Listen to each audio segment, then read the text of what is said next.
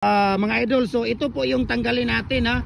Paano po natin tanggalin ang 4x4 by 8 feet natin na pins concrete post molder natin. 4x4 by 8 feet po, no.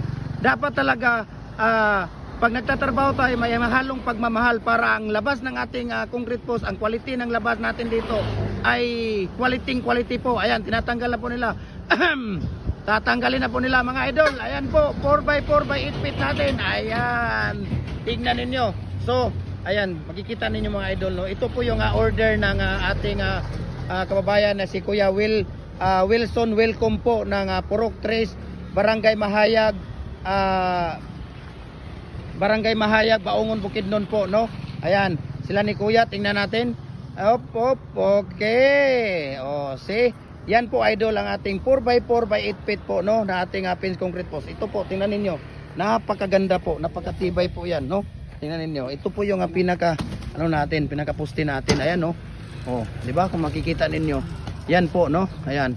Sila ni Kuya Jupri at saka si Kuya Kim. So napakaganda po.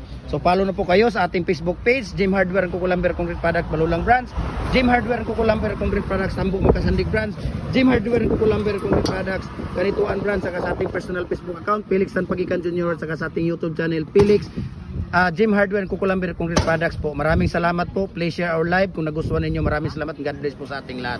Ayan.